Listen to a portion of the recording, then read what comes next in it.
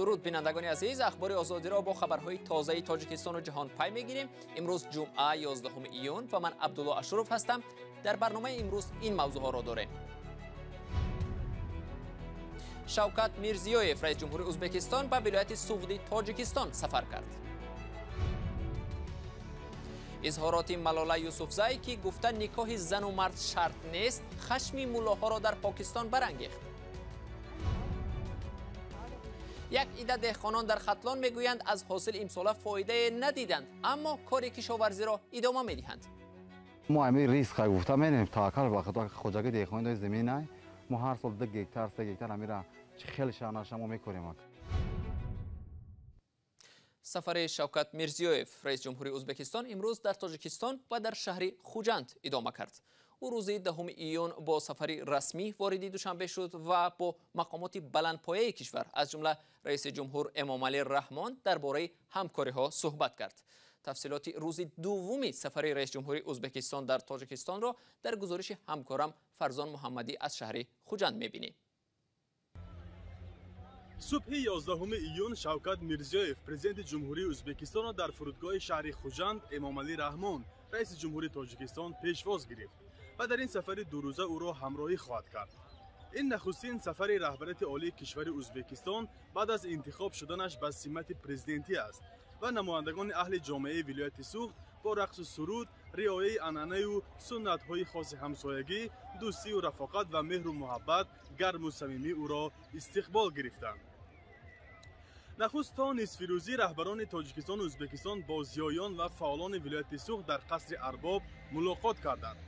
چون از اول به حدس کارشناسان و همصحبتان از دالان‌های حکومتی هدف این سفر تقویت دادن امکانات اقتصادی و استراتژی دو کشور گفته میشد، امروز رئیس جمهوران دو کشور از چند کارخانه‌های صنعتی شمال تاجیکستان از جمله از کارخانه قالین‌های قیراقم آشنایی پیدا کردند. در دایره این سفر دوام روز مهمانان از آبانبار بحر تاجیک دیدن کرده و در باغ ملی ناحیه باباجان غفوروف محصولات کشاورزی باغداران ولایت سوغد به معرض تماشای سران دو کشور گذاشته می شود. در جریان سفر رئیس جمهوری ازبکستان تاکنون 10 سند همکاری به امضا رسیده است. خوب شدن مناسبات دوشنبه و تاشکند در حالی است که تا سر قدرت آمدن شوکت میرزیویف دو کشور یک مرحله سردی رابطه ها را در دوران حکومت اسلام کریموف رئیس جمهوری سابق ازبکستان پشت سر کردند. گزارش شهلای گلخواجه درباره نتیجه های این سفر میرزیویف به تاجیکستان و سابقه روابط دو کشور است.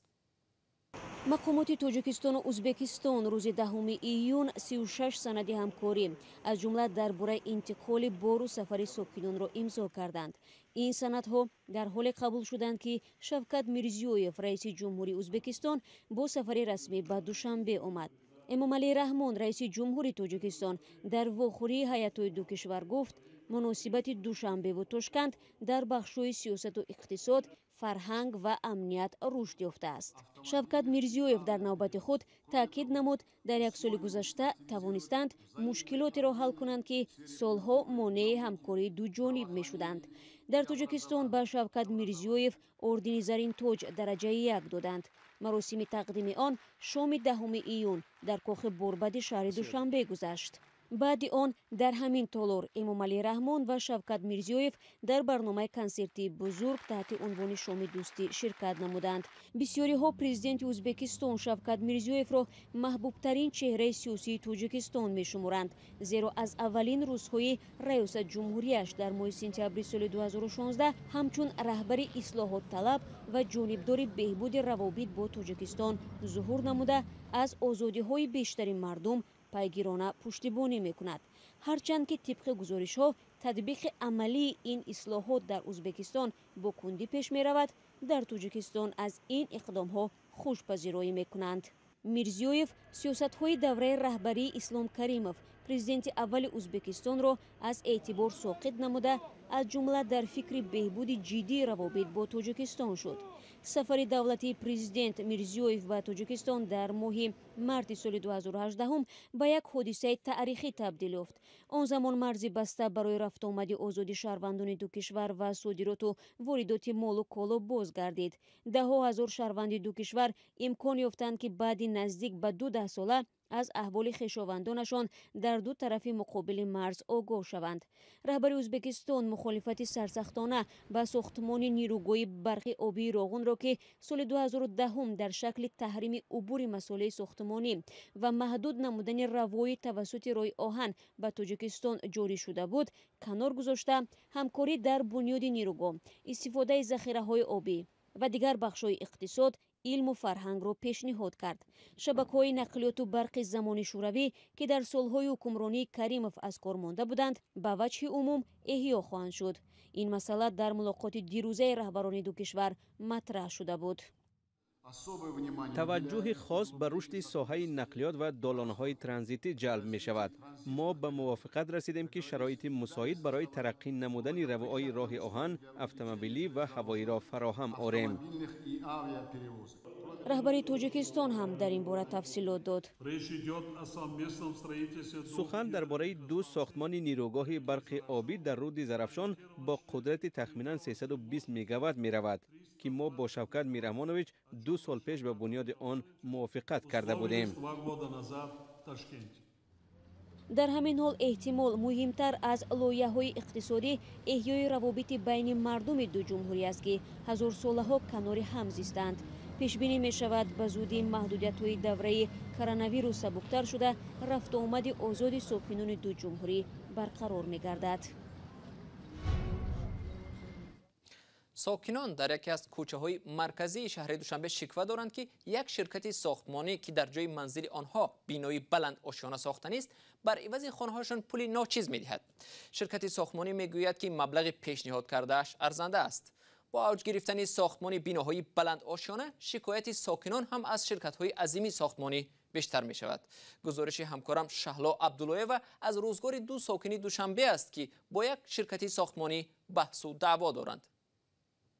اینا برستمی امامعلی نوشتیم خرید به 5 بار عریضه نیست رفتگیه. این حجت‌ها را چنگل رحیمова دوام بحث 3 ساله دادگاهی با یک شرکت ساختمانی جمع کرده است.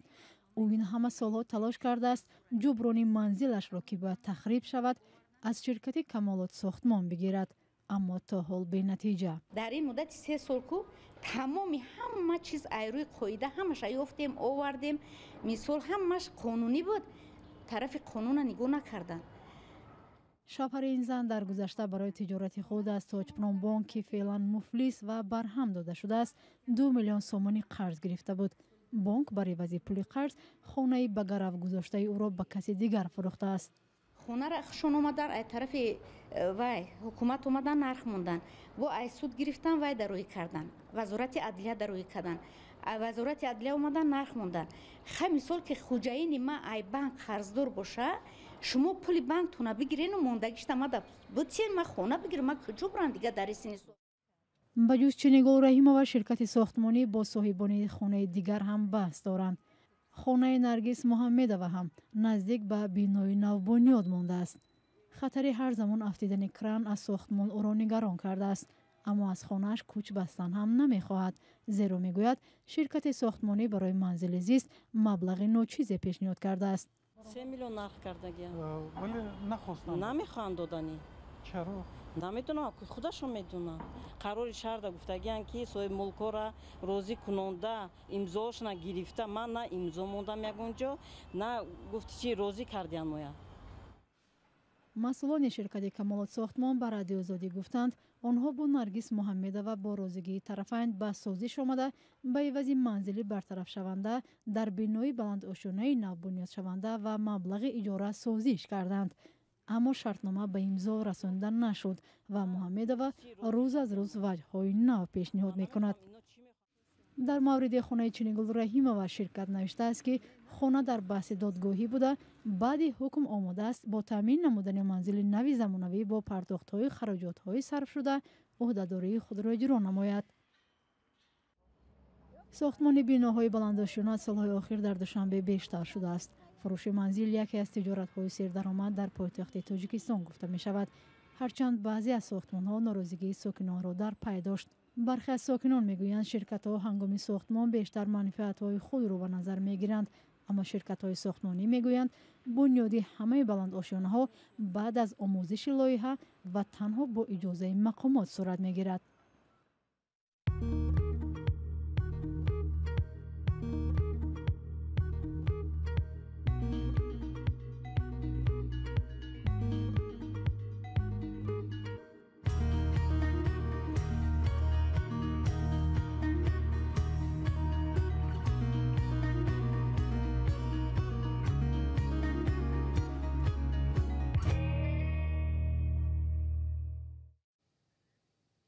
مقامات پاکستان مولای را دستگیر کردند که از پیروانش خواست ملاله یوسفزی برنده جایزه صلح نوبل را بکشند. مفتی سردار علی حقانی را روز 9 ایون در ولایت خیبر پختونخوا دستگیر کردند. این مفتی در مراجعت به مردم گفته است وقت ملاله به پاکستان برگشت با بمبگذاری مرگ طلبانه او را بکشند. ملا حقانی را اظهارات ملاله یوسفزی به خشم آورده است که در یک مصاحبه اش گفت نمیفهمد چرا انسانها برای زندگی یک جای باید حتما ازدواج رسمی کنند. سردار علی حقانی گفته است که ملاله یوسفزی با این بیانیه دین اسلام را تحقیر کرد و باید کشته شود. کشاورزان در ولایت ختلان تاجیکستان از ارزان و ناچیز شدن ارزش دسترنجشان خصوصا نرخ پیاز شکایت دارند. ارزش 1 کیلوگرم پیاز در این منطقه تا 20 درم پایین آمده است. دهقانان با این نرخ از حاصل با صد زحمت به دست آوردهشان فایده نه بلکه ضرر می‌بینند. از این سبب کشاورزان از مقامات طلب دارند برای صادرات محصولاتشان به خارج مساعدت کنند. محمود جان رحمتزاده گزارش می‌دهد. کشاورزان میگویند که امسال از پیاز حاصل فراوان گرفته‌اند، ولی حاصلی که آماده فروش است کم خریدار دارد. پیاز زیر آفتاب تفسون زود خراب می شود. دهقانان بیم دارند که اگر حاصلشان در صحرا بماند به جای فایده ضرر می بینند. این صاحبکار میگوید در 3 هکتار زمین پیاز کاریده است، اما هنوز قسمی از حاصلش را نفروخته است. چندیمش 20 درم. ما از خود مخرجگمی چی؟ از خودمون 50 درم بالا. اگر دهقان 1 سوم فروشش با بالی مینی که رزق روزیش هم میوه. ما همین ریسک گفتم من تاکل وقت خوجاگی دهقان دای زمینه ما هر سال 2 هکتار 3 هکتار میرا خیلی شانش ما میکوریم. کشاورزان آخران حاصل را از زمین میچینند. عبدالحکیم قربانوف کشاورز از شهر حصار سال دوم است که در ناحیه جیهون دهقانی میکند. حالا سرخ پیاز جمع آوری میکند. نظر به سال گذشته سال خیلی دشوار است وضعیت دهقانان. همه دهقانایی که مقصد در گکتر 30,000 37,000 35,000 رسخود کردن همون رسخودهای خودشون همین سال نگرفتن. مقصد کشاورزان ناحیه جیهون اولین شده پیاز را به بازار میبرارند. امسال در این ناحیه 160,000 تن پیاز جمع آوری شده است. مقامات ناحیه میگوید از مشکل کشاورزان آگاه هستند و تلاش میکنند که حاصل مردم در زمین ها خراب نشود. آماده است من راهی آهن کلخوزآباد که پیازی مثال استحصال شده را صادرات کنند به جمهوری قزاقستان. مأموریت راه آهن تاکید کردند که ما میتوانیم که در 2 روز همون محصولات پیازی که در واگن برده میشد در 2 روز به شهر چیمکند برده برسانیم. کشاورزان میگویند که به آنها در صادر کردن محصولات وعده کمک شده است، ولی از نبود طلبات به محصولاتشان نگران هستند. طبق آمار رسمی امسال از ختلان 50,364 تن پیاز به افغانستان و پاکستان و قزاقستان ارسال شده است. این مقدار نظر به همین دوره سال گذشته بیش از 2,000 تن کم است. بینندگان ارجمند، این گزارش آخری برنامه امروز بود. تشکر از شما که تا این لحظه ها با ما بودید. خبر و گزارش های دیگر را در سامانه رادیوی آزادی www.azadi.org می توانید مطالعه کنید. گزارش های ویدیویی در صحیفه آزادی ویدیو در یوتیوب گذاشته شدند. روزهای استراحت خوبی داشته باشید. تا ملاقات های بعدی، خدا نگهدارتان.